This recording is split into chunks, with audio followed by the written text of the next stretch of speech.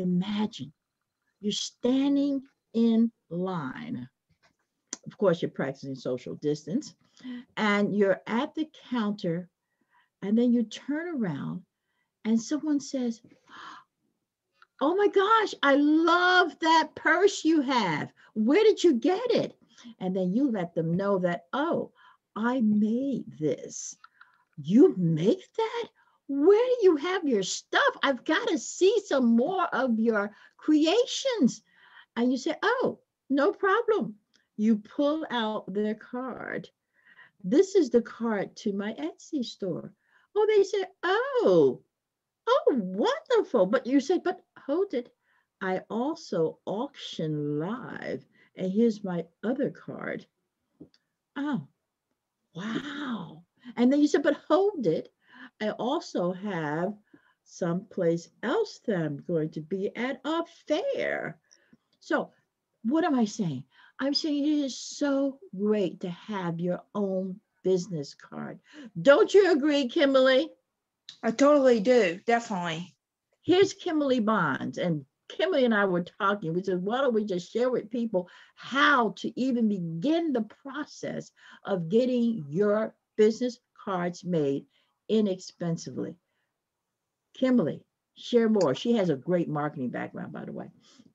So, guys, I have 10 tips for you on how to make a standard business card. I feel like everyone should have a business card. So I am going to share my screen really quickly. I usually use Vistaprint. That is what I teach on mostly. It's really a good site for newer business people. This is something that I found a while back and I use, is how to design a business card 10 golden rules. So let's just get started. I'm just going to kind of go through this, and you got questions, Rosemary, let me know. So if you don't have a logo already made, then you can use a template off their website. They're very friendly with you. They go step by step, guys. They also give you a way to contact them if you need help. So you want to find a template that reflects your brand and personality. So for my business card, I said I sell nature gifts, and I take photos and stuff. So I have a logo that's trees, because all my stuff is about nature outside. So the trees represents my business. Your business card says a lot about you and your small business. So a design does reflect your brand, depending on what you're selling.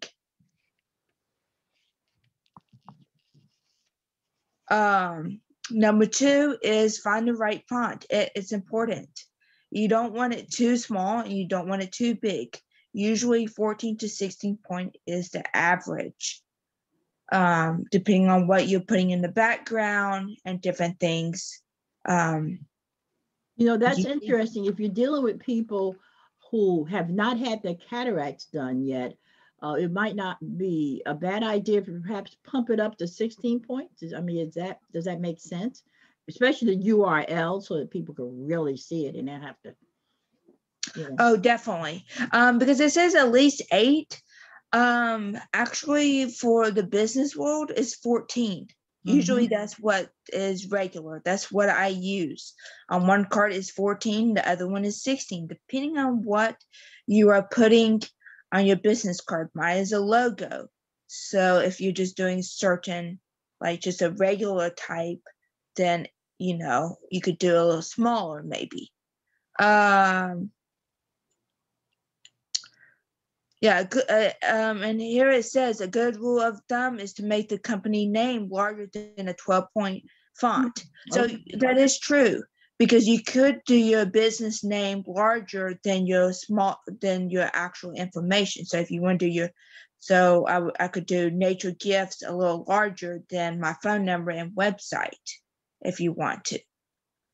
That's what they're talking about there. Number 3 is settle on a size and shape.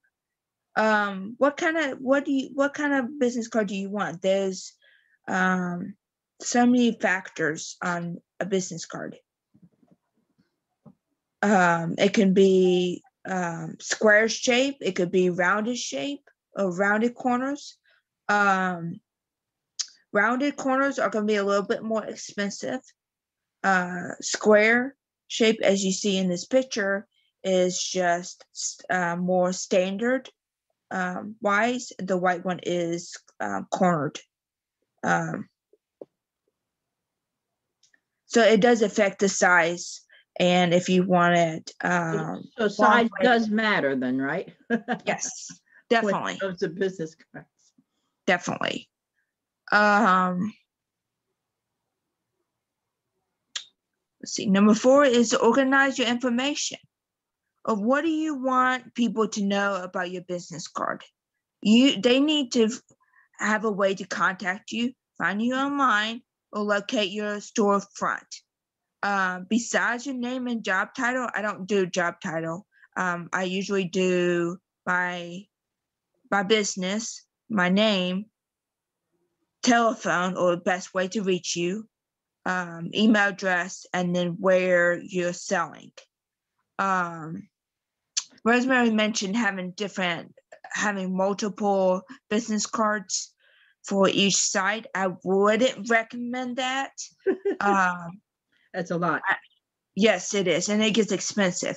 But maybe I have 2 because I have a standard and I have a professional business card. Is what I call. My standard is just everyday people. If someone asks me, I can give them a business card. My professional is for events, fairs, things like that. So if you want something separate, something that's a little bit nicer, you could keep those for special occasions. Standard would be for everyday, like I said, everyday people out and about, just to hold it, keeping your purse and stuff.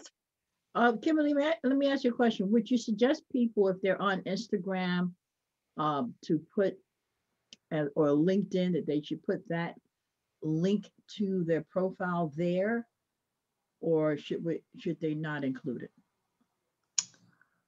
Unless it is a business page, I would not recommend. So like I have a Facebook page, but I don't put that on my card. I have a Facebook business page that I'm working on. I will put that on my card. Because you do want to be professional. If this is a business, you still want to be professional. And there's some people that sell through their Instagram. I mean, there's a whole big market for Instagram for business and things like that. And some people are quite active on it. But they do it as a business page. There's a difference. A lot of people use Instagram. They have I have an Instagram, but then also people have actual business page, just like Facebook has a business page. I guess it becomes relative to who your market is too. So that is true. If your market is just on Instagram, then you would want to make sure people know how to get you. Yeah. Exactly. And I understand your point totally. Mm-hmm. So and Rosemary is correct. It depends on who your audience is, where you're selling. There's a lot of factors. Mm-hmm. So, that's up to the person who's making the business card. Mm-hmm. This is just information that I'm giving y'all. Right.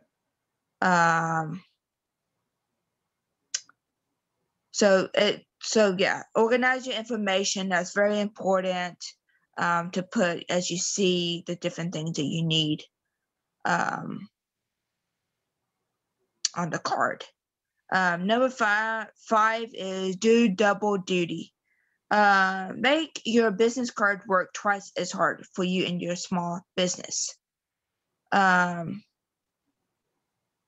don't actually do this, but This is another thing people can do.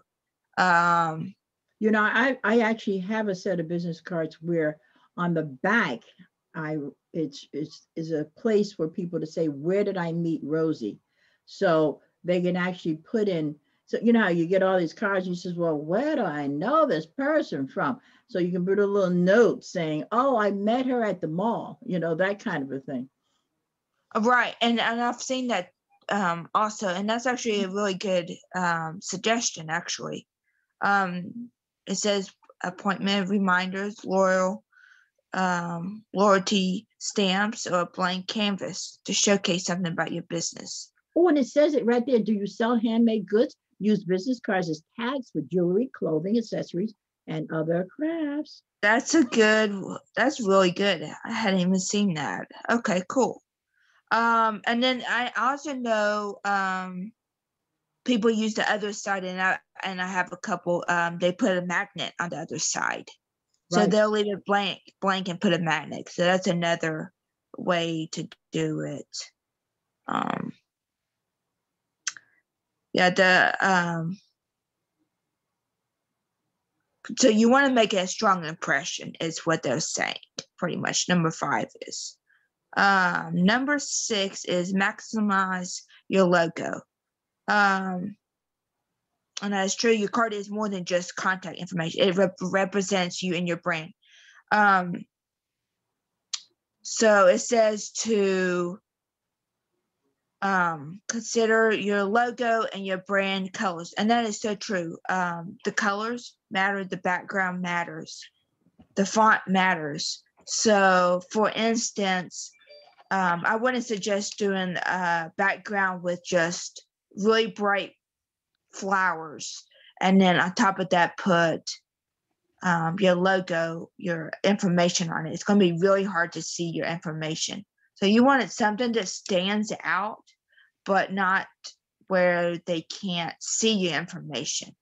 Is kind of what they're saying. A business card is all about the logo. That is true. Your logo represents you, and you want to catch the eye of your clients. So you don't want just a plain business card. You want to have something that represents you and it catches someone's eyes. Now let me ask you a question. Kim, you mentioned that you do logos for yourself. Do you do logos for other people as well? I do. Okay, that's important to know because I wanted to just tell people they can go to Fiverr.com, Fiffer. But also, if you here can do the logo for some people, it's important for them to know that. So, want to make sure you contact Kimberly. If you're on Facebook, send her an instant message. Yes. Definitely. I do logos and different things for people. Or at least I can get a rough design for y'all. You can get them started then, huh? I can guess, yes, definitely. Because I am not a professional. I am not a professional, but I am learning. But Vista also will provide that service. I understand, right? I think I'm sorry. Vista, I think, provides that service also. Vistaprint. They do, but they charge you. So, and I know that they charge a little bit more than I do. So, So it's just important people can see their options here. Oh, definitely. Okay, so number 7, leave some white space. Definitely. So you don't want your whole business card totally color. Because number 1, each color is more. More money. 5 colors, more money. Sorry, more money. Usually people do 2 colors is the standard for a business card. If you do 5, which is called full color, it gets really expensive because ink is expensive. So it says leave some white space. Definitely do that. Don't clutter your card with too much text. And you don't want too much stuff on the card. You want something that attracts your reader's attention. That is your main goal of your business card. It may not be the fanciest, prettiest card, but you want something that attracts your clients and it looks professional. A little white space is easier on the eyes. That is so true. And it can help draw attention to the most important details.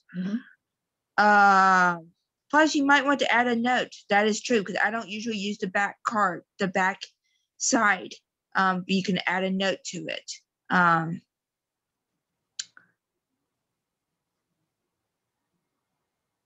Let's see. Plus, you, like I said, okay, so number 8, add something special. You want to find one easy way to make your card stand out.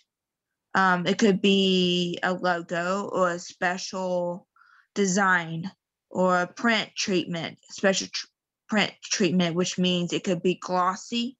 Is what they're talking about. Embossed. Oh, 3D. Or 3D. It gets expensive for 3D. There's a lot of options. So you want something that stands out. Yeah, and you could add, like I said, you could add a thickness to the paper to make it more smooth to the touch, or recycle. You know, if you sell all recycle made item, do a recycle paper. They offer that's a that. good idea. Yeah, right. Do something that's special that stands out from everyone else. That's good.